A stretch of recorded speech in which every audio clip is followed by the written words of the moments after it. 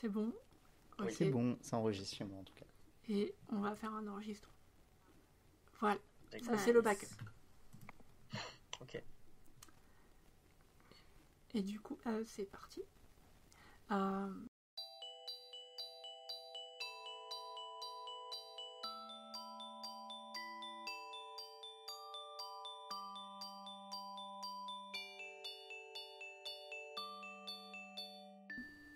Eh bien, bonsoir, je suis Mika, vous êtes sur un podcast trans et je ne suis pas encore en burn-out.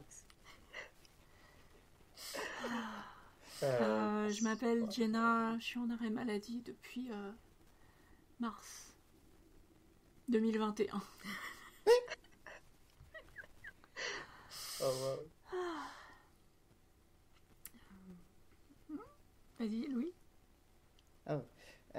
Bonjour, je m'appelle Louis, je suis en burn-out depuis 1 an et demi. Bonsoir, je m'appelle Charlie, je ne suis pas en burn-out, à l'étonnement général de mes proches. Voilà, et bonjour, je m'appelle Pau et je suis en burn-out depuis juillet dernier. Ouais, je crois, c'est ça, hein. Enfin, j'aurais dû être en burn-out plus tôt, officiellement. Du coup, c'est quoi? C'est le titre de l'épisode là? Et vous êtes sur Radio Burnout. Radio cramée. Donc aujourd'hui, on va parler self-care et... Non, c'est pas ça, pardon. C'est le moment de parler du départ de Niléane, non? Oui, puisqu'effectivement, il nous manque une voix là ce soir. On a Niléane qui nous fait un petit break, parce qu'elle a bien raison de prendre un break. Niléane qui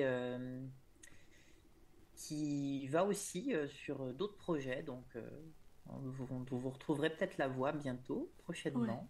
Promis, on l'a pas cancel, on est toujours en bon terme. Et Niliane qui nous a permis quand même à la base d'être regroupés autour de ces micros et qui a donné naissance à un podcast trans. Donc, C'est vrai. Et qui continue à tenir les clés, faut continuer à être gentil avec elle quand même. C'est ça. Exactement. Mais c'est vrai que j'aurais pas la chance de connaître une bonne partie d'entre vous sans Niléane et sans ce chouette podcast. Donc, des gros bisous à Niléane. Ouais. Oui, merci Léa. Et puis curieuse d'entendre ses nouvelles aventures aussi. Ouais. Et si vous aussi vous êtes en burn-out, vous pouvez laisser un commentaire emoji 5 étoiles flamme. sur Apple Podcast. Juste pour nous faire coucou. 5 étoiles et juste un emoji flamme pour le dans cramer. commentaire. Exactement. Burnout, c'est le petit nom de l'orchidectomie. Oui, Oh, mon Dieu. c'était totalement la vanne que j'ai sortie à mon chirurgien l'année dernière. mais quoi? Mais les transmasques sont confus. Exactement. Là, Mais vous burn-out. avez perdu la moitié de votre audience. Burnout.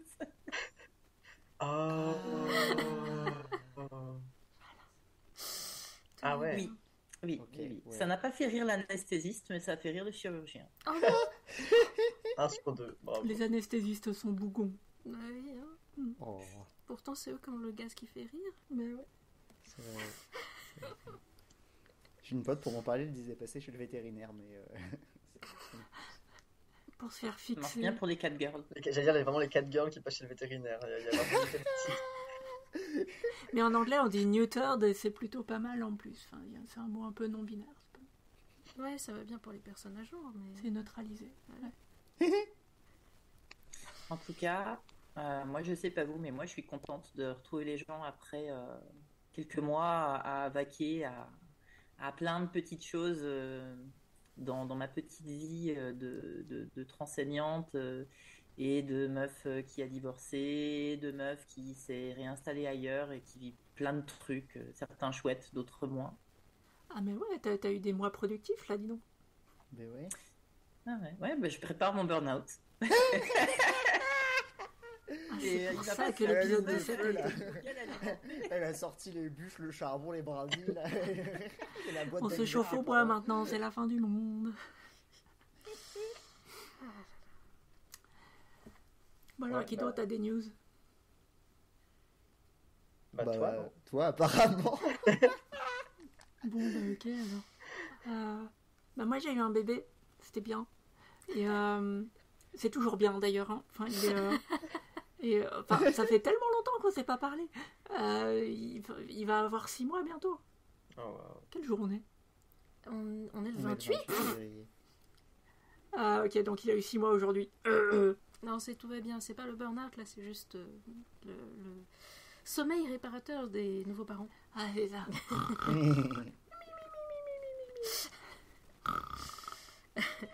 Et puis ça aide pas sur la préparation du mariage parce qu'on fait rien à moitié. Oui, Jenna et moi, on va se marier. Oui. Et on fait vraiment roots, genre dans la forêt avec des brindilles et Literally roots. voilà, à danser autour des arbres. Voilà. que Mais on c'est va genre un sacrifier mariage aucun elfique? animal parce que ce sera aussi un mariage vegan. Je propose qu'on le fasse croire aux parents quand même. Autour des arbres ou les vêtements sont autorisés? Alors nous on a parlé d'un dress code, hein, Oui, Parce dans que- dress code, il y a dress parce que... pour insister pour qu'il y ait des vêtements. Parce que sa famille serait là. Je suis désolée. Non, c'est pas un mariage traditionnel bétazoïde, donc. Non. C'est quoi le dernier mot? Bétazoïde, ça parlera aux fans de Star Trek. Chez les bétazoïdes, dans le mariage traditionnel, on se marie complètement à poil. Ah, nous on est des alphas, nous. Enfin, mais non. Les alphazoïdes. Je ne comprends plus cette conversation. On a perdu Charlie, ça y est. Non, mais heureusement, hein, parce que genre, moi j'ai envie de bien m'habiller pour le mariage. Enfin, genre, je sais pas, tu vois, genre. C'est l'intérêt aussi, genre d'avoir des potes qui se marient, c'est pour qu'on puisse genre s'habiller de manière stylée. Quelqu'un a de quoi prescrire un arrêt maladie à Charlie? J'ai l'impression que... Oh non. Alors sachez déjà que demander à mes potes si j'ai pas d'arrêt maladie, tu verras ce qu'ils vont te répondre. Rien que la semaine dernière, j'ai eu 2 jours d'arrêt maladie parce que j'avais une angine en fait. Donc voilà, j'ai dû travailler quand même. C'est le plot twist parce que j'avais des réunions programmées. Donc, C'est vrai, t'en as vu une avec moi en plus.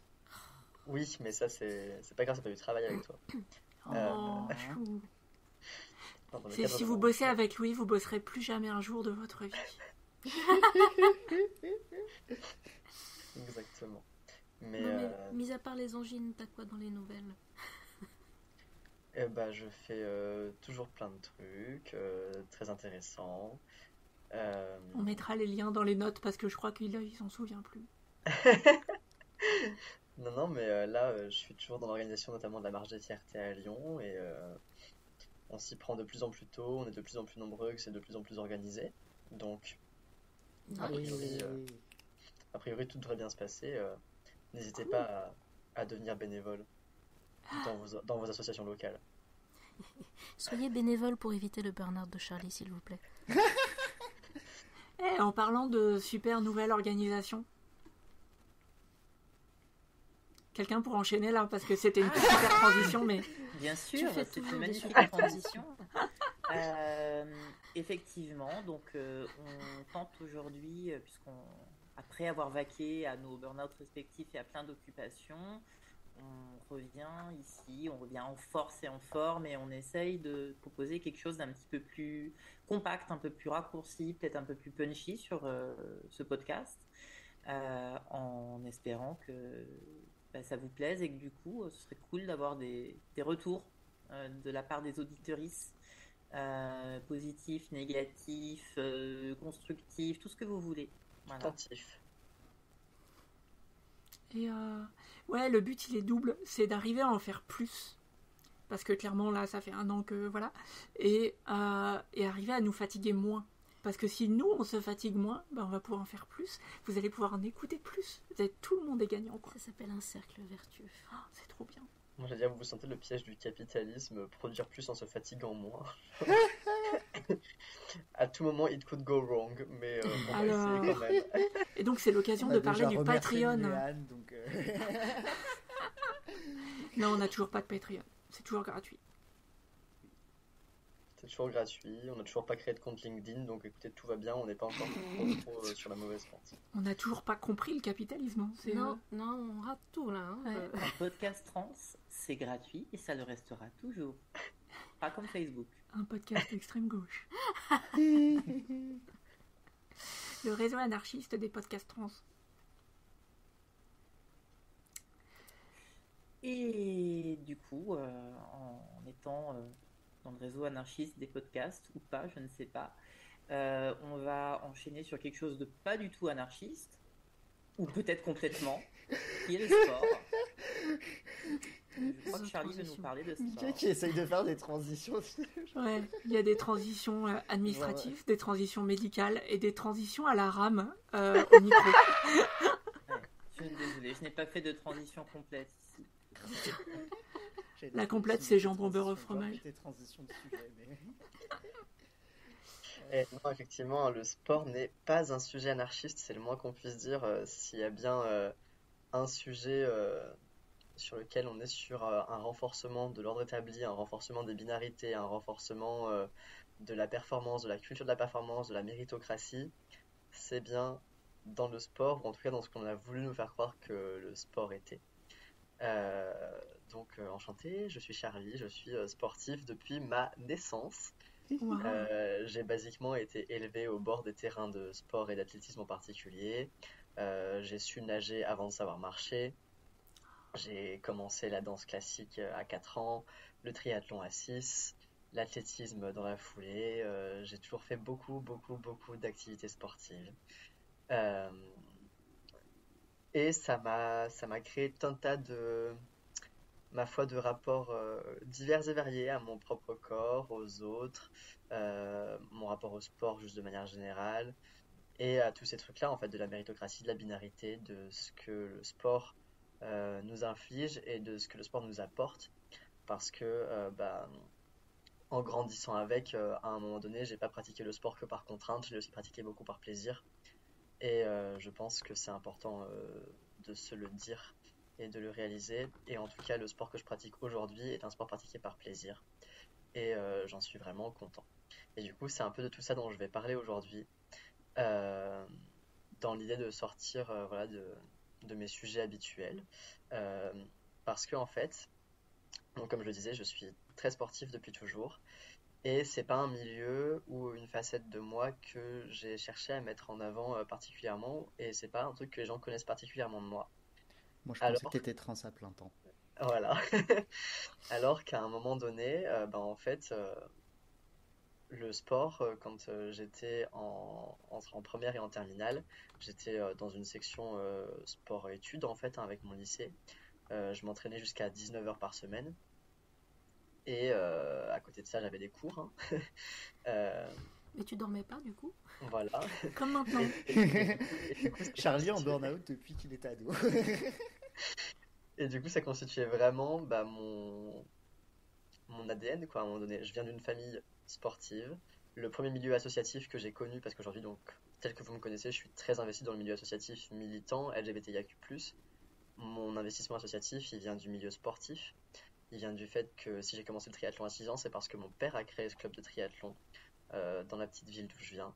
Parce que toute ma famille a toujours été investie là-dessus. Parce que pour moi, c'est normal de filer un coup de main quand il y a une organisation quelque part qui est en rate de bénévoles. Parce que toutes les organisations sont toujours en rate de bénévoles. Qu'on parle du milieu sportif, culturel, militant ou quoi que ce soit. Et il y a toujours besoin de quelqu'un pour tendre des gobelets à des athlètes ou quoi que ce soit. Donc voilà. Charlie en burn-out avant d'avoir su marcher. Et du coup, donc je vous disais, ça m'a vraiment construit un rapport par rapport à moi-même, par rapport aux autres, de pratiquer une activité sportive. Et c'est un rapport qu'il est compliqué de naviguer, puisque c'est vraiment le fameux rapport amour-haine. C'est-à-dire que quelque part, quand on pratique quelque chose sur une telle densité horaire, avec une telle insistance sur son propre corps, sur son propre mental, quand tous tes cercles sociaux, à un moment donné, en fait, se construisent autour de ça aussi, parce que tu peux pas avoir les mêmes interactions sociales en tant qu'adolescent en allant à l'entraînement tous les jours après les cours, que si tu n'avais pas cet entraînement-là. Donc déjà, comment tu te construis en tant que meuf dans un milieu qui est principalement masculin, puisque bah, déjà le sport, c'est un haut lieu de développement des stéréotypes de genre, donc de la féminité exacerbée, la masculinité exacerbée. Je m'entraînais principalement avec des mecs, j'ai été longtemps la seule fille à m'entraîner dans un groupe masculin. Parce que le sport que je faisais n'est déjà pas très pratiqué, le triathlon, c'était pas un sport très très connu à l'époque, il est un peu plus maintenant, un peu plus démocratisé. Tu Mais définirais le triathlon? bien sûr, pardon, le triathlon, c'est natation, vélo et course à pied. C'est une discipline enchaînée. Donc la particularité, c'est que tu ne pratiques pas ces trois sports de manière isolée les unes par rapport aux autres, mais dans une compétition, tu les enchaînes vraiment. Et du coup, d'aucuns diraient que la quatrième discipline du triathlon, c'est la transition. Puisque littéralement, je pratique depuis mes 6 ans un sport dont la quatrième discipline est la transition. Donc vraiment, il n'y a rien à ajouter. Pas de vanne de Bravo. plus à faire. Voilà, je pose juste ça là. C'est Notre le maître à moment tous. où tu changes entre une discipline et une autre, et donc la capacité à pouvoir enchaîner sur des efforts musculaires où tu vas mobiliser des parties très différentes de ton corps et des positions différentes, de la position allongée à assise à debout. Donc voilà. Le rapport amour-haine qui s'est construit par rapport à tout ça, c'est un rapport amour-haine par rapport à mon propre corps. Euh, et donc, puisque notamment j'ai dit au début que j'avais fait de la danse classique pendant longtemps, un milieu qui est assez exigeant avec les jeunes personnes qui le pratiquent, un milieu dans lequel, peu importe à quel point tu, tu, tu rentres le ventre et à quel point tu fais tout pour n'avoir rien qui dépasse, tu es toujours trop grosse. Tu te tiens jamais assez droite, tu n'as jamais les jambes ou les pointes assez tendues. Et donc forcément, c'est un peu compliqué de développer un rapport sain par rapport à sa propre image dans ce cadre spécifique-là. C'est un milieu dans lequel on passe son temps à te dire que c'est dans la tête. Donc là, tout ce qui est course à pied, athlétisme, etc., natation, c'était toujours dans ma tête. Toute la difficulté que je pouvais avoir, toutes les douleurs physiques que je pouvais ressentir, tout ce que j'avais qui me bloquait de la performance quelque part, c'était parce que dans ma tête, visiblement, j'avais un blocage. Et du coup, c'est compliqué de se construire en étant persuadé que on s'empêche soi-même d'être performant. C'est quand même, un sacré bordel. Euh, et du coup, il y a un moment donné où j'en ai eu marre. Et ça a fort heureusement pour moi coïncidé avec le moment où j'ai quitté du coup le cadre dans lequel je pratiquais intensément. J'ai changé de ville, je me suis éloigné de ma famille, je suis parti dans les études supérieures, ça m'a donné tout un tas de bonnes raisons d'arrêter la pratique du sport. Et même si c'était pas bon pour moi par plein d'autres aspects, parce que ça m'apportait tout ce qu'il fallait comme bonnes hormones, ça m'apportait de la relation sociale, ça m'apportait tout un tas de trucs vraiment positifs, mais ça m'avait aussi beaucoup beaucoup affecté. Et donc j'ai fait un break. Et, euh, et suite à ce break, j'ai ressenti il y a quelques temps l'effet du manque. Cet effet de manque, malheureusement, il s'est fait ressentir au moment où j'ai aussi découvert que j'étais trans. Sauf que un de mes sports principaux, c'était quand même la natation. Le fait de devoir aller à la piscine en étant trans, c'est un vrai problème. Donc je me suis retenu d'aller nager pendant longtemps. J'ai fait mes premières grosses crises de dysphorie dans des vestiaires de piscine, alors que j'en avais jamais fait avant. Et la raison principale pour laquelle j'ai fait une mammectomie, c'est pour l'hydrodynamisme. Exactement. C'est pour pouvoir retourner nager. C'est absolument pas un détail pour moi, ça l'a jamais été. Le fait d'avoir un rapport à l'eau, le fait de pouvoir pratiquer mon sport, c'était central dans la raison pour laquelle j'ai décidé de me faire opérer. Et aujourd'hui, j'ai la chance de pouvoir pratiquer dans un des seuls clubs qui existent en France dans ce domaine-là, qui est donc le club Cargo, qui est le club LGBT plus de sport à Lyon, qui a une section natation, dans laquelle je pratique principalement au milieu de mecs cis-gays, mais qui ont décidé à un moment donné d'avoir une politique d'inclusion des personnes trans, dans laquelle jusqu'à maintenant j'ai eu que des expériences positives. C'est aussi une expérience qui par rapport à ça m'a permis de m'épanouir et de vibrer au milieu d'un milieu gay que je connaissais pas forcément, dans lequel j'avais pas envie de me familiariser en rentrant dans le milieu de la fête par exemple, ou quoi que ce soit, parce que c'était pas un milieu qui me correspondait. Donc de pouvoir y rentrer par le sport, c'était vraiment super épanouissant. Et Et par rapport à ça, et par rapport aussi aux difficultés que peuvent rencontrer les personnes trans dans l'accès à cette pratique-là, je fais des recherches en ce moment et beaucoup de travail avec les institutions publiques et politiques pour faire en sorte de mettre en avant les problématiques rencontrées par les personnes trans dans l'accès à la pratique sportive et pour faire évoluer du coup les réglementations sur ces sujets-là, pour qu'on nous laisse enfin aller nous baigner avec un short de bain, un binder et un t-shirt anti-UV.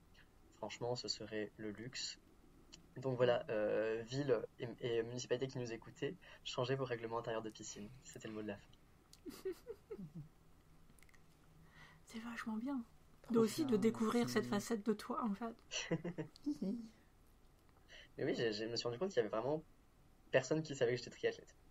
Enfin, vraiment, Est-ce que alors, t'es encore triathlète, du coup, ou juste la natation? alors je renage beaucoup et oui, j'ai refait des triathlons pour la première fois l'an dernier. Ok.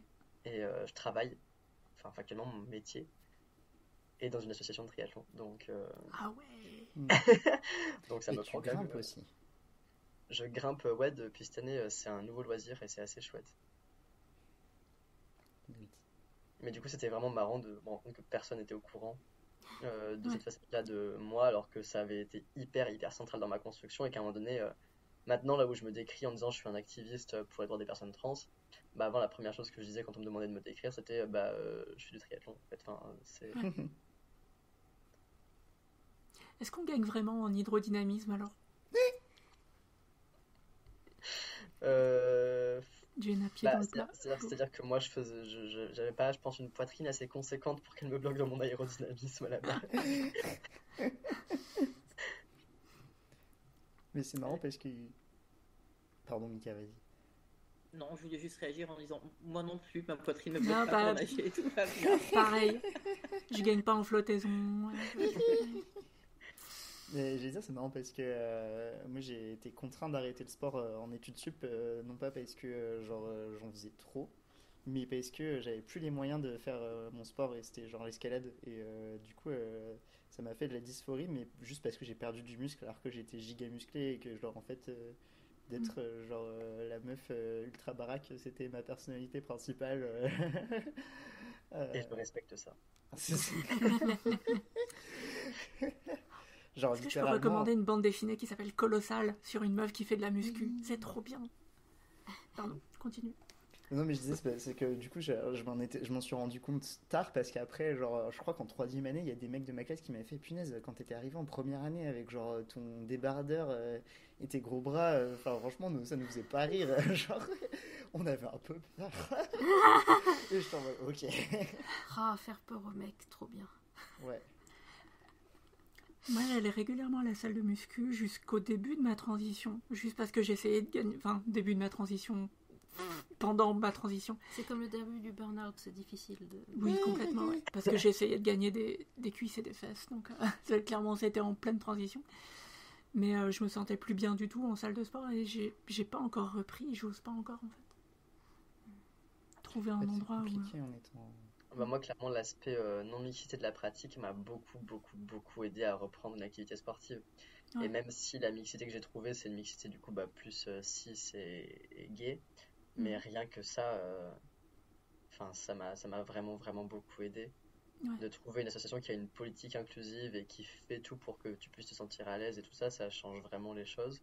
Bah, c'est une non-mixité validante en plus. Enfin, c'est cool. Enfin, Ouais, carrément. Et du coup, c'est vraiment trop chouette et du coup, je sais à quel point si t'as pas cette sécurité-là, Mais c'est vrai Sur la piscine, c'est compliqué. Hein. Hmm. Moi, j'ai eu une expérience piscine 2 ans après le début de ma transition. Mhm. Depuis cette expérience-là, je suis pas prête d'y retourner. Et bon, je me dis que c'est, tu vois, contrairement à toi, Charlie, où tu disais que vraiment c'était important ce rapport à l'eau et au sport que tu pratiquais. J'ai jamais été une grosse sportive, mais par contre, la piscine, en fait, le truc que j'adorais, c'était y aller avec mon grand, avec Arthur. Et là, en fait, s'il y a un truc qui m'embête, c'est que je ne peux pas me dire je vais emmener les enfants à la piscine. parce que je me sens pas en sécurité et que je veux pas qu'il arrive quelque chose, en particulier en leur présence en fait. Oui, sûr.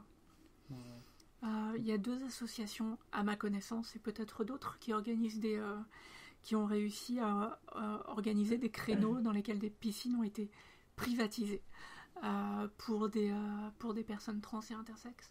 Il y a Accept ST pour les adultes, et alors j'ai peur de dire une bêtise, c'est soit l'espace santé trans, soit Accept ST qui le fait pour les adolescents depuis cette année.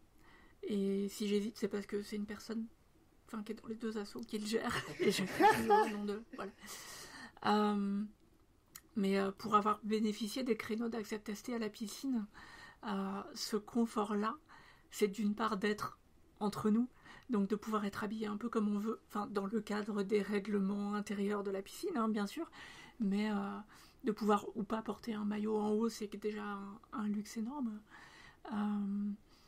Ou un maillot, une pièce, pour une personne qui sinon n'aurait pas été perçue légitimement en porter un. Et puis l'autre luxe, c'est que des personnes trans, il n'y en a pas tant que ça, et ça veut dire une piscine olympique avec 20 personnes dedans, c'est quand même super cool.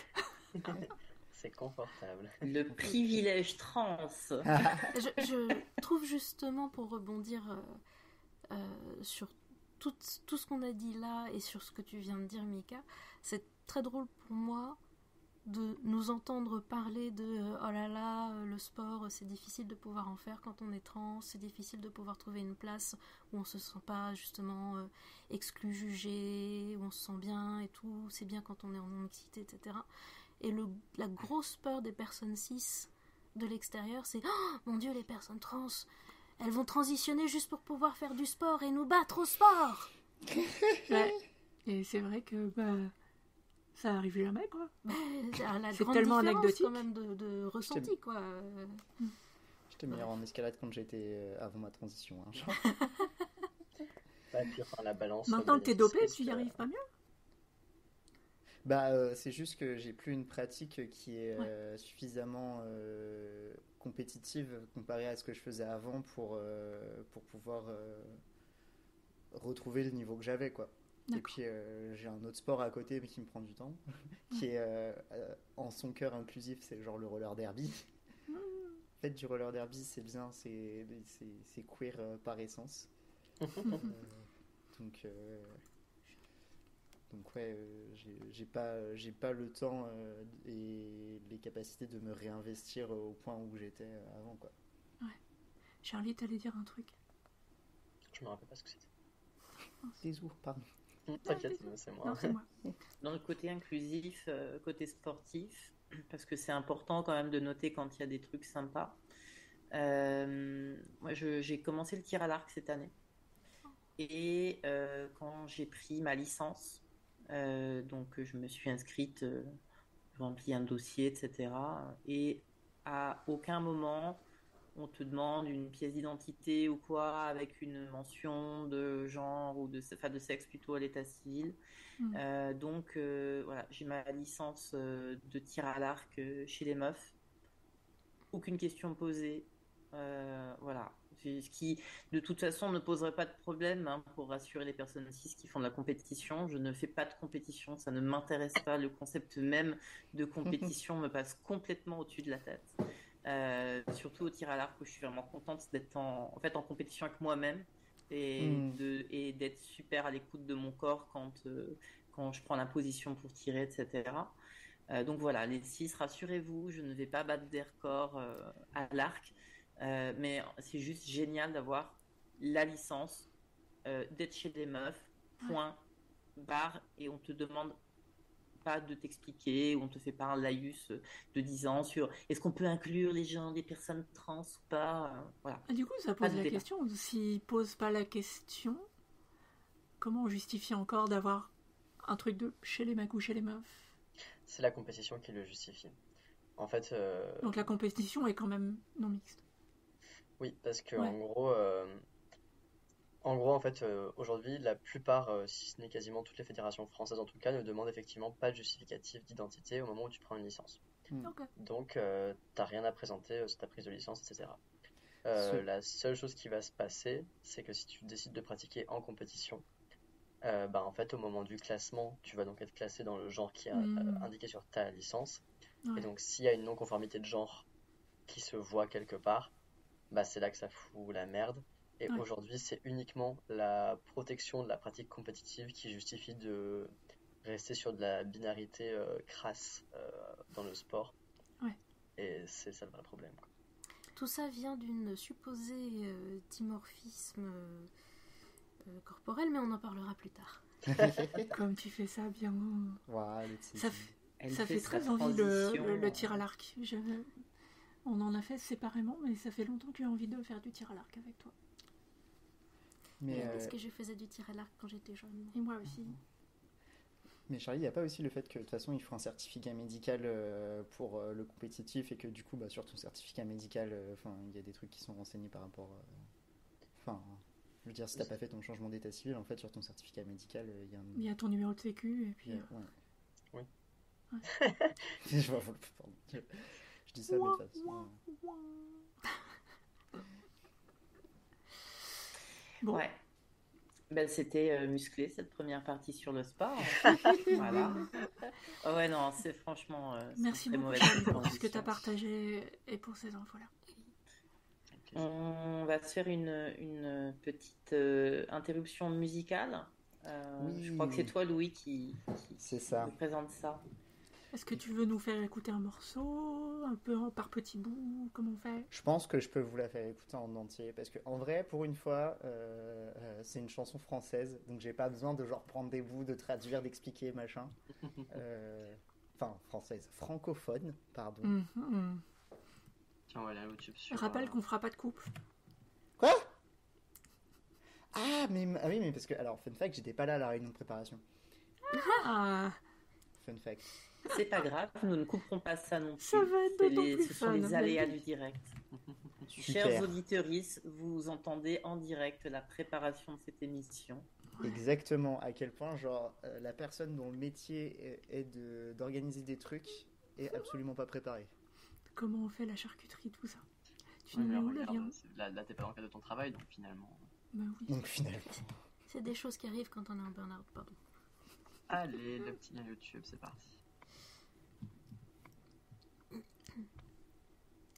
On se synchronise pour lancer l'écoute?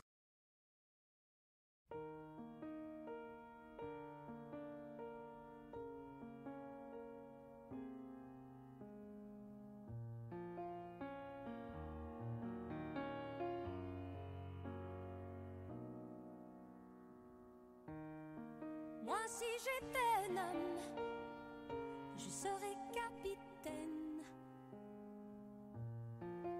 d'un bateau vert et blanc, d'une élégance rare et plus fort que l'ébène, pour l'être au mauvais temps. Je t'emmènerai en voyage dans les plus beaux pays du monde. Je ferai l'amour sur la plage en savourant chaque seconde où mon corps engourdi s'enflamme jusqu'à s'endormir dans tes bras. Je suis femme et quand on est femme, on ne dit pas ces choses-là.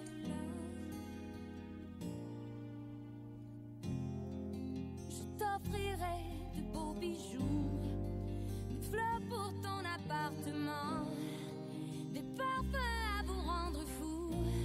Et juste à côté de Milan, dans une ville qu'on appelle Bergame, je te ferai construire une villa.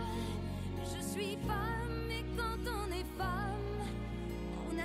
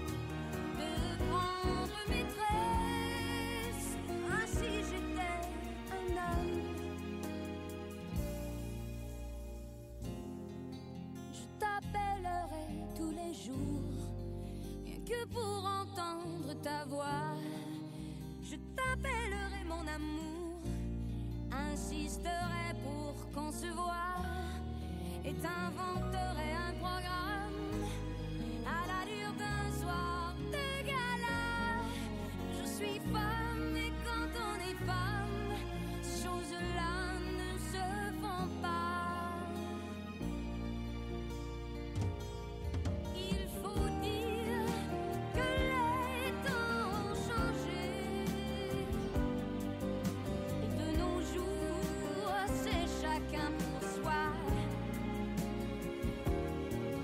Ces histoires d'amour démodé n'arrivent qu'au cinéma.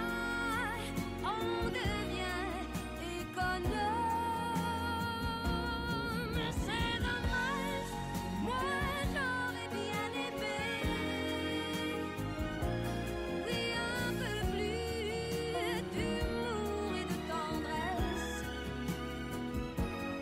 Si les hommes n'étaient pas si pressés de prendre maîtresse, ah, si j'étais un homme, je serais romantique.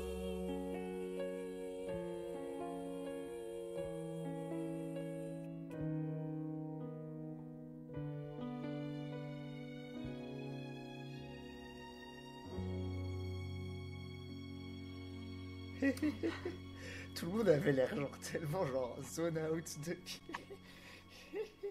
J'ai vraiment hésité à faire des commentaires pendant la chanson. Je me suis dit que, tu vois, on aurait les trucs pendant l'enregistrement et que du coup... Mais ça aurait pas... Je vous aurais fait sortir de la zone, quoi. Ouais, c'est juste en fait que c'est une chanson que je connais, que j'adore. Et en fait, en la réécoutant là, moi, j'ai trop pensé à mon chéri pour plein de raisons. Voilà. Je comprends. Qui est ultra romantique en plus. Donc voilà, donc ça colle parfaitement. Mais voilà, je sors du mood ado de 14 ans, promis. Moi, ma seule pensée, c'était tu es une énorme lesbienne, Diane.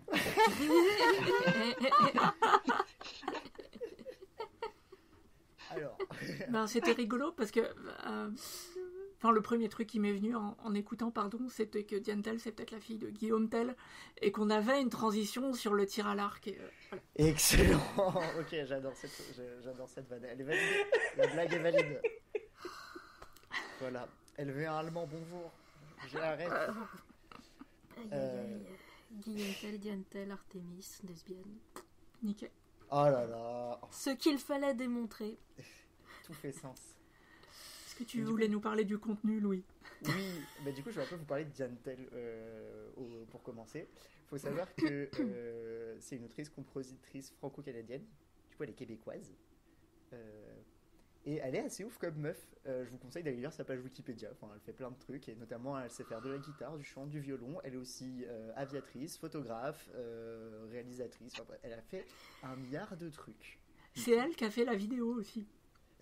C'est con, mais j'ai regardé la description pendant qu'on écoutait. C'est vrai ? Ouais. Ah putain, j'avais même pas checké ça. Bah, voilà. Donc, elle fait à peu près tout.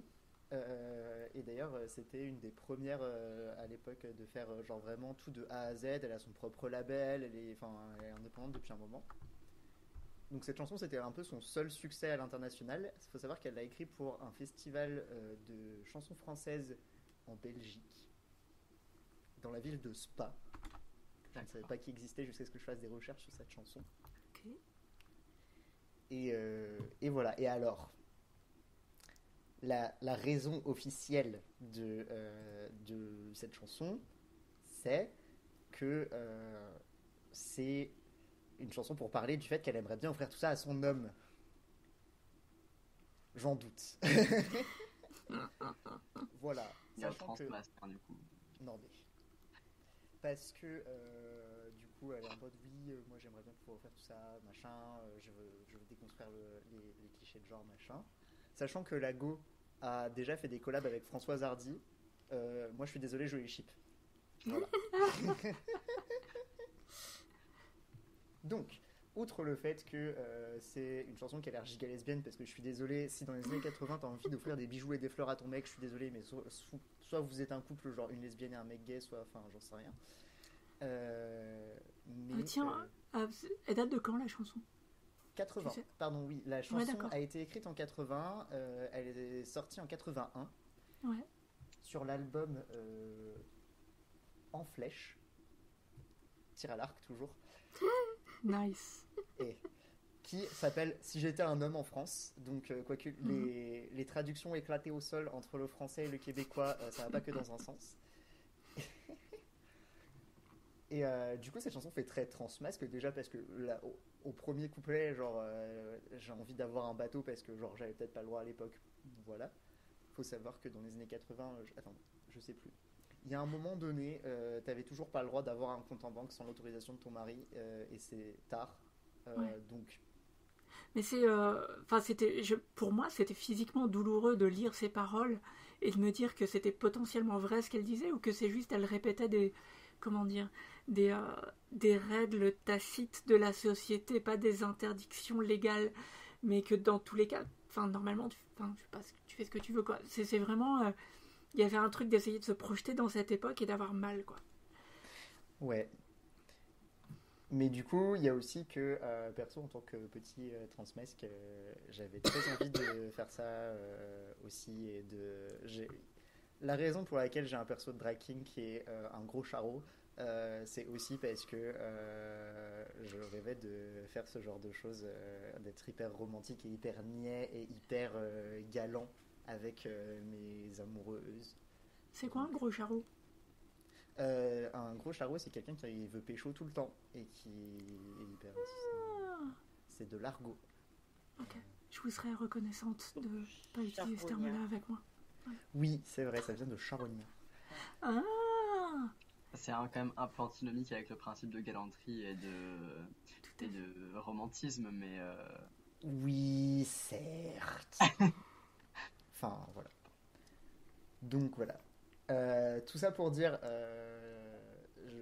cette chanson peut très bien être transmasque. Elle est surtout très lesbienne. J'en profite quand même pour dire que non, on transitionne pas pour pécho des meufs, parce que du coup, il y a certaines lesbiennes qui ont l'air de penser que genre elles sont en voie de disparition et qu'on fait tous des transitions parce que la société... Non. On a vu que des meufs cis hétéros qui disaient ce truc-là pour soi-disant défendre les lesbiennes.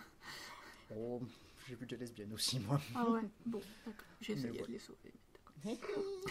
Pour juste les premières lignes sur l'idée d'avoir un bateau voilà, et de partir, je rappelle que la première femme à faire le tour du monde sur un bateau, qui est Jeanne Barret, l'a fait en s'habillant, enfin se faisant passer pour un homme, parce que sinon on ne l'aurait jamais laissé embarquer sur le bateau. Ok.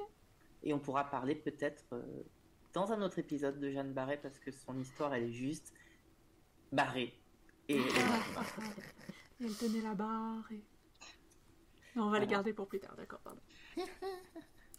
Moi, ma partie préférée de la chanson et que j'ai... qui m'a le plus touché, c'est vraiment la partie où elle dit juste qu'elle a envie de faire l'amour sur la plage de manière hyper sensuelle et où elle décrit vraiment genre avec le corps engourdi. Et c'est ça, voilà, avec des mots très précis ce qu'elle a envie de faire, et elle dit que quand on est femme on ne dit pas ces choses-là, et je trouve que c'est si réel. Et tout le tabou sur la sexualité des femmes qui ne fait aucun sens, et du coup je trouve ça vraiment beau la façon dont elle le dit. Et je sais pas pourquoi ce passage m'a particulièrement touché, mais ouais. Non mais je suis d'accord. Deux choses. Ah pardon, vas-y. La première, c'est j'ai re-regardé Portrait de la jeune fille en feu hier soir, et du coup genre elle est lesbienne sur la plage. Oui. Deuxième chose, en vrai, moi je regarde pas du tout à ce passage-là parce que juste j'imagine le sable. Mais oui, le sable. Le sable. Alors, j'étais là, je me retiens depuis tout à l'heure. Je suis là, mais non, le sable partout. Mais vous avez... Bon, je vous suggère un jour d'essayer de baiser sur une serviette. Enfin, c'est quand même... on a inventé une solution pas super technologique. C'est un mensonge. Ok, moi j'ai pas eu de problème. Je rejoins Jenna, je pense que vous y prenez mal. Ouais. Mais sinon, j'ai la peau la plage, sensible. ça peut être des galets aussi. Imaginez une seconde. Oui, c'est vrai, j'ai un peu. Si quelqu'un m'emmène sur une plage avec des galets pour faire l'amour, moi je vais juste être là. Oh, regarde, ça c'est un truc avec du coin, c'est de l'endeuillé. Et du coup, regarde celui-là, il y a un petit peu de. C'est trop bien, on peut Et divertir Pau comme ça. Les sapiosexuels. Ah, mais je suis team Pau complètement là-dessus. Là. Vous nous Ouais, elle perdez dans essaierait un de coin à trouver faire petits des. Voilà. fossiles de- Ouais. Je pense à un truc sur la formulation des paroles de la chanson. Puis après, il faut qu'on passe au sujet suivant. Elle dit des choses. Diane nous raconte des choses. Et elle précise, les femmes ne disent pas ces choses-là. Elle est en train de préciser qu'elle n'est pas une femme, logiquement. C'est un coming out, cette chanson. Voilà, j'ai décidé. Merci. Si tu nous écoutes, Et on encore te une fois, comprend, on te soutient. mais j'allais dire encore une fois parce que même si le podcast s'est arrêté pendant un temps, il y a des choses qui ne changent pas et c'est donc Jenna qui décide qui est trans ou qui ne l'est pas. Et sachez, Mais c'est elle sachez qui que dit- Jenna c'est elle qui décide donne par les défaut que certificats tout le monde est officiels. trans. Mais ouais, Donc, de voilà. toute façon, Guillaume, si voilà. tu nous écoutes, ton certificat t'attend à l'accueil. Bien sûr, c'est la vie scolaire STP. C'est la déléguée, du lobby en France, c'est elle qui donne les certificats et les autorisations. Voilà. Bon, en vrai, je ne représente que moi. Ouais, et je crois que Pau a des squelettes dans son placard. Exactement. Et si on veut faire une belle transition, on veut toujours faire une belle transition. Plusieurs. Plusieurs. Si on veut parler de certificats et de déterminer qui est quoi dans le genre, je vais vous parler d'un groupe qui a toujours été à fond sur ce sujet, alors qu'ils sont 6 et qu'ils y comprennent rien et que, en fait, il faudrait juste parler de sexe, mais ils sont un peu bornés. Les scientifiques et les fossiles. Donc, sachez que de manière assez floue, pendant très longtemps, on a voulu déterminer le sexe des fossiles humains en se basant sur plusieurs choses. Il y a des marqueurs qui sont des marqueurs de civilisation, les vêtements, les objets retrouvés dans les tombes, potentiellement la disposition du corps dans la tombe, même simplement combien de squelettes il y a, à quel endroit, est-ce que du coup c'est un village, est-ce que c'est un camp militaire, des choses comme ça. Et donc on s'appuyait sur le rôle supposé des personnes pour déterminer leur genre. On se base aussi depuis très longtemps sur des caractéristiques physiques qui sont dimorphiques, c'est-à-dire qui sont différentes suivant le sexe des personnes. Et c'est là que c'est encore plus flou, si ça peut l'être, que le genre, c'est que c'est des caractéristiques physiques très relatives. On parle par exemple des os des hanches, de l'angle du bassin, de la taille des fémurs, des choses comme ça. Et tout ça, c'était pour arriver à obtenir une étiquette genrée à mettre sur le squelette pour dire « Ah, cette personne-là, en fait, on l'a retrouvée avec une épée. C'est donc un guerrier, c'est donc un homme. » Ou bien cette autre personne, elle avait un petit collier autour du cou, alors forcément, c'est une femme, hein, voilà. Que des trucs comme ça.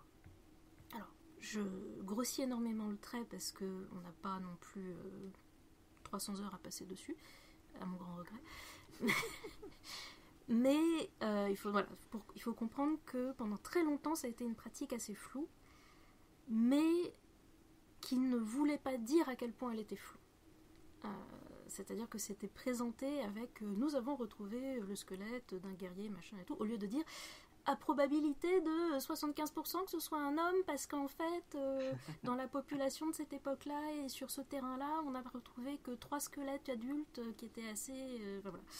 Oui, parce que si on veut utiliser ces caractéristiques genrées, on va dire, dimorphiques du squelette pour déterminer le sexe, il faut que ce soit un squelette adulte, parce qu'il faut que le spécimen ait passé son adolescence, avec les changements hormonaux qui vont bien. Donc il faut un squelette adulte, en bon état, dans le même endroit de la même période, pour pouvoir faire des comparaisons et en sortir des pourcentages qui permettent de dire, de manière relative, on va donc penser que cette caractéristique physique, c'est plutôt un homme. Et donc c'est jamais de l'absolu. C'est jamais du ding, on a trouvé, ça c'est une femme. Voilà. Et c'est très cis-centré, parce que pour l'instant, vous remarquez que je ne parle que d'hommes et de femmes. Il n'y a jamais c'était potentiellement non-binaire. Non. Oui, c'est choquant d'ailleurs. Hein, oui, t'as vu. Mais parce que c'est des analyses qui sont faites par des scientifiques de nos jours, scientifiques qui ont été formés par une société cis-centrée, et une société qui est aussi pas du tout respectueuse des différentes civilisations qui ont pu avoir avant d'autres genres, d'autres rôles genrés, d'autres structures sociales, et qui appliquent en fait un truc très colonial blanc européen de ah non, c'est un homme et une femme forcément, et donc du coup voilà. Je sais pas si ça se sent là, le côté j'aime pas trop. Ça vient. Donc, c'est parce qu'en fait je voulais être taphonomiste au départ. Tu veux expliquer taphonomiste? Oui, là, il faut expliquer. Je voulais être scientifique et étudier l'évolution d'un organisme après sa mort. Et donc pouvoir étudier comment est-ce qu'un organisme est devenu un squelette, qu'est-ce qui s'est passé autour, est-ce qu'il y a une plante qui a poussé, est-ce qu'on voit de la trace des animaux qui ont mangé la viande, est-ce qu'on voit un dépôt de minéral à côté, tout. Enfin, voilà, je voulais faire tout ça. Et qu'est-ce qu'on peut déduire de l'environnement? Et par exemple, c'est comme ça qu'on a retrouvé la propagation de la peste noire avec les squelettes de rats. Voilà. J'aimerais que vous puissiez voir la mine réjouie et satisfaite de Pau quand elle raconte son histoire de squelette de rat. Et oui, mais non, mais voilà, enfin, j'aimais beaucoup. C'est un mot très compliqué pour dire nécromancien en fait. Non, mais il faut pas dire. On nous écoute. Donc ça c'était avant. Et on pourrait se dire que puisque c'est flou, puisque ça repose sur de relatifs, sur des pourcentages, sur du on a 2-3 squelettes, parce que oui, les quantités de squelettes disponibles qui peuvent être analysées comme ça, il n'y en a pas beaucoup, donc ils sont jamais complets. Ils sont jamais complets, on a vraiment pas grand chose sur lesquels se reposer, donc c'est pas des chiffres très forts, on va dire. Et on pourrait se dire, c'est le moment de faire, écoutez, messieurs les scientifiques, madame les scientifiques, on pourrait peut-être, vu que de toute manière vous ne savez pas comment déterminer le sexe de façon absolue, parler du fait que il y a parfois des personnes qui ne rentrent pas dans la binarité de sexe, et puis de toute manière le genre ce n'est pas binaire, et que du coup si c'est important de savoir le genre de quelqu'un on ne se base pas sur le sexe, etc., et commencer une longue discussion sur déconstruire tout ça et tout. Là c'était le rêve. Il se trouve que le rêve a été détruit en 2016 parce que on peut aussi se baser sur l'analyse de l'ADN pour déterminer le sexe d'un individu. En tout cas, ses chromosomes. Oui, le sexe. En tout cas, ses chromosomes. Ça ne veut pas dire qu'on sait comment ça s'est exprimé. Pour les scientifiques, il n'y a que le sexe. Ah, fuck. Et orni scientifique. Hein. Exactement, si tu savais. On peut te citer hors contexte. Pardon, continue. En tant que personne sur le spectre asexuel, c'est pour ça que j'ai pas voulu devenir... Donc, ils se sont penchés là-dessus, sur l'ADN, en se disant, il y a peut-être moyen. Alors, les fossiles étant dépourvus de tissu mou, c'est un petit peu difficile de retrouver de l'ADN, parce que les molécules d'ADN se gardent pas quand on garde que les os. Sauf que il y a une famille de gènes qui est exprimée en protéines dans les dents. C'est ce qui permet de fabriquer l'émail des dents. Et c'est une famille de gènes qui se retrouve sur les chromosomes X et Y. Ce qui fait que quand on retrouve les peptides des protéines dans les dents des fossiles, on arrive à dire il y avait ce style de protéines à l'époque, dans ce spécimen, et donc ça vient d'un chromosome X ou Y. Et on arrive à déterminer maintenant, depuis 2017, ils ont réussi à appliquer ça au fossile, et ils arrivent à dire ce fossile est XY par exemple. Et voilà, c'est fini. Est-ce que tu peux déterminer si c'est une personne intersexe, enfin, je veux dire qu'il y ait XXY ou des trucs comme ça? Alors, je ça n'ai donne- pas pour l'instant cette précision. Je ne sais pas s'ils ont considéré cette précision. Hmm. Parce que pour l'instant, ils ont Un fait ça peu probable. sur 11 squelettes. Ah oui, pas beaucoup. Ouais. Parce que du coup, je me disais, tu sais, enfin, genre, ça dépend comment ils le font, parce que s'ils se basent juste sur, il y a une absence de protéines du chromosome Y, du coup, c'est forcément une femme. Il y a présence du chromosome Y, donc du coup, c'est forcément un homme, tu vois. Enfin, ou si c'est. Donc, ouais. Et aussi, j'allais faire la blague de quand t'as dit, du coup, on s'est déterminé, et j'étais en mode, est-ce que c'est comme dans Jurassic Park, ils vont trouver un moustique dans le. J'ai vu Jurassic Park pour la première fois la semaine dernière. Voilà. Oh, c'est mignon. Quand tu dis 11 individus sur lesquels ça a été pratiqué, c'est quand même fou comme c'est pas statistiquement pertinent comme échantillon en fait. Et si... Ouais. Et ils ont fait ça sur 11 squelettes, 10 des résultats étaient exploitables. Ouais.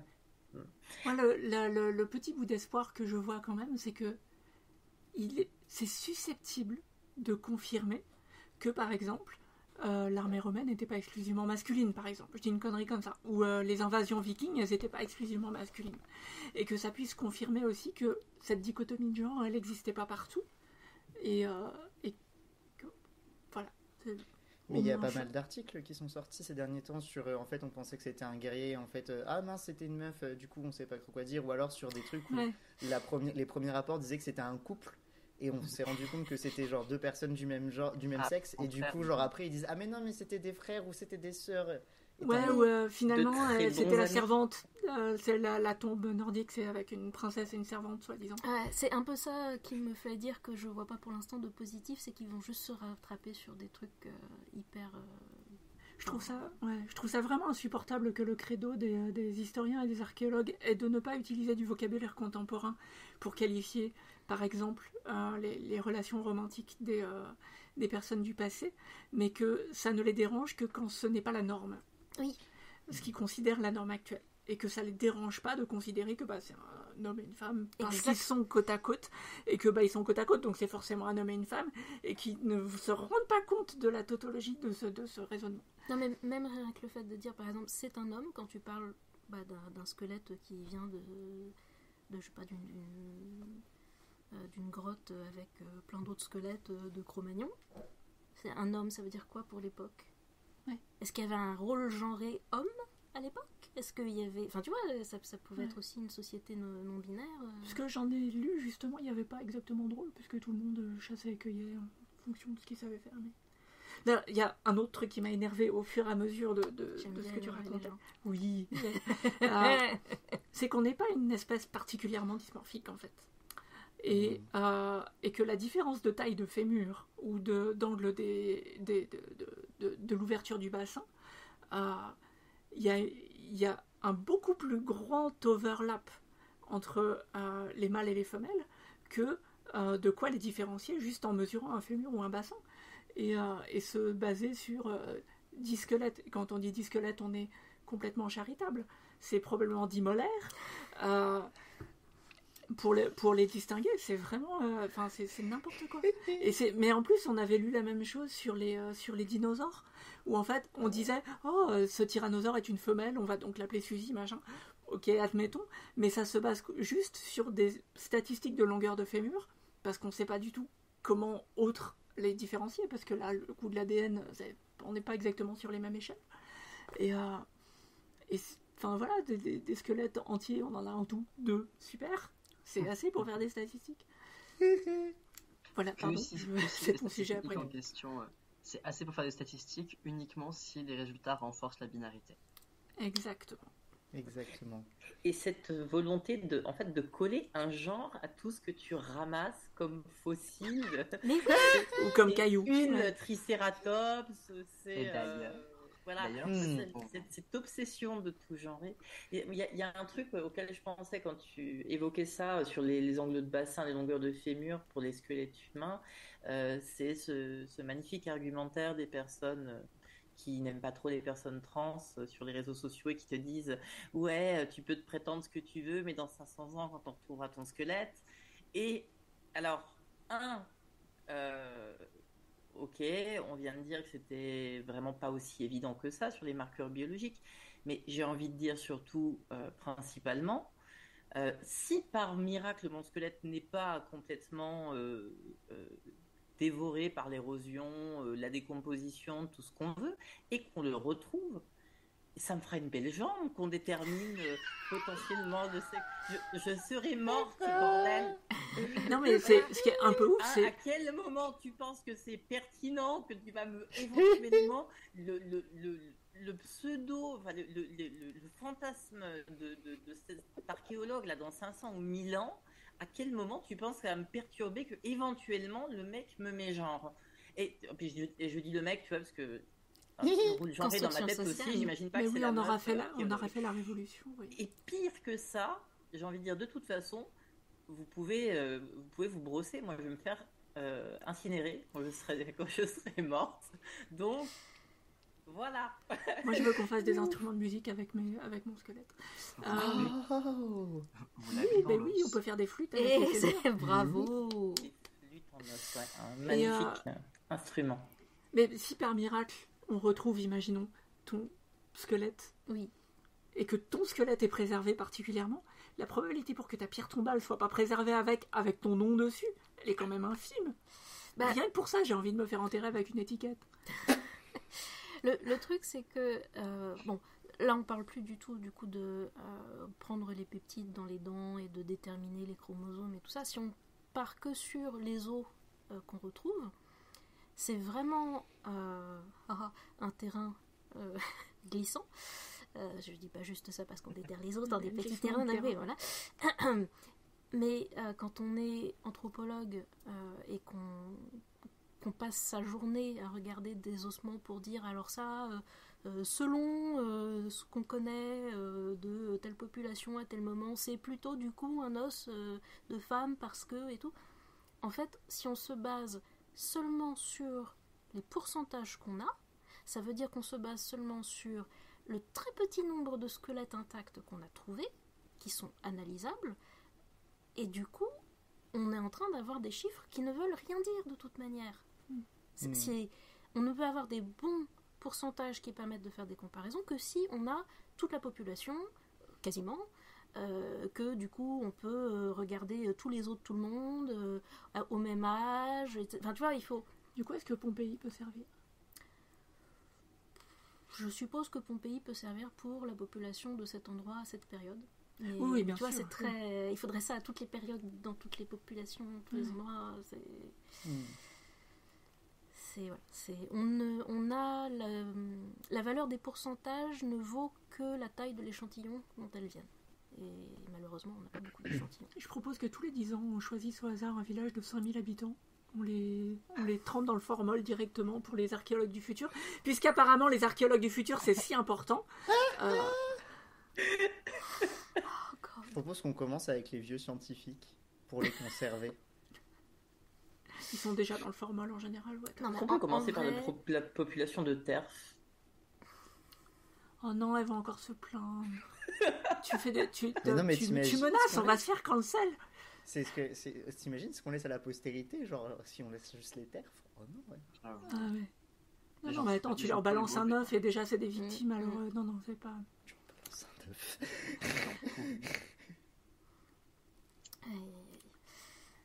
Merci beaucoup pour cette rage partagée. Oui, merci d'avoir ragé avec moi.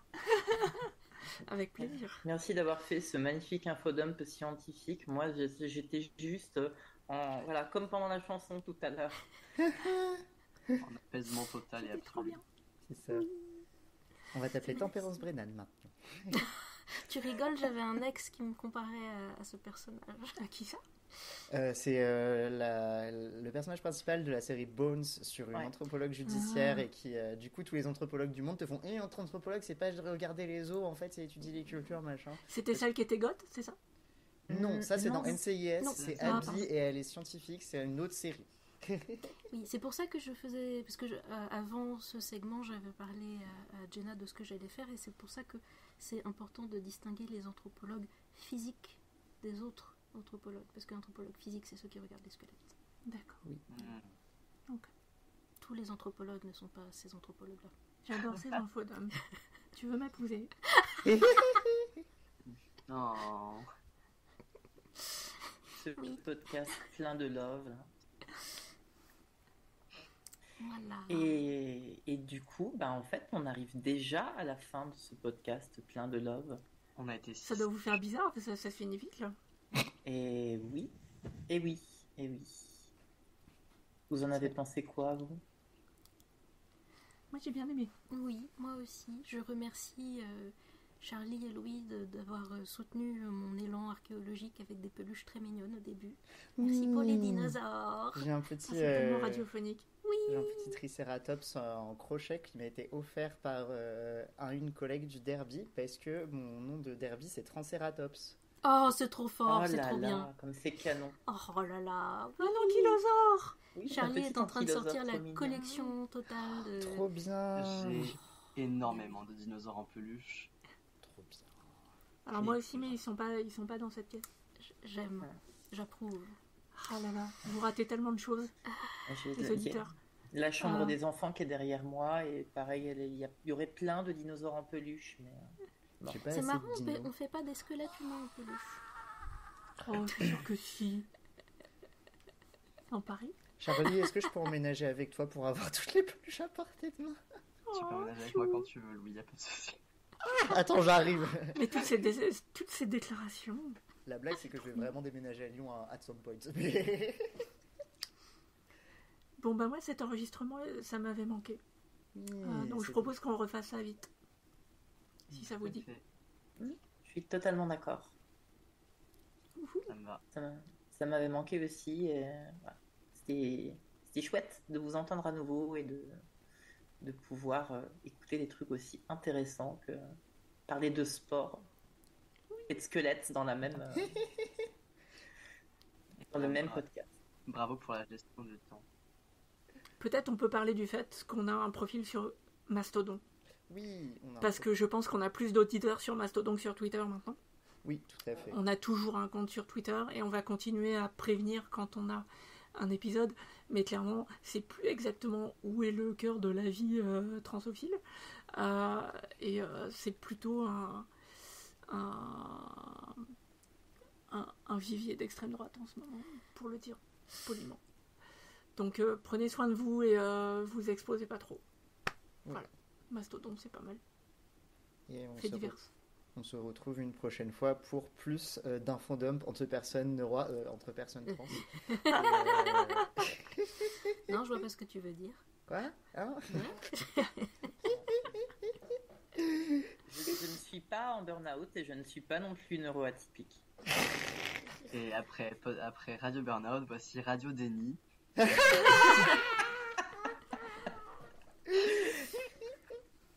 The Nile is a river in Egypt. Exactement. Un déni à la fois, s'il te plaît.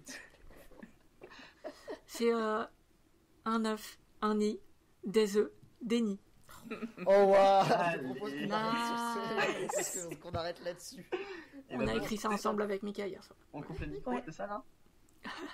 Ben, on se dit au revoir, effectivement. Au revoir. Au revoir. Bye. Au Bye revoir. bye. Bye.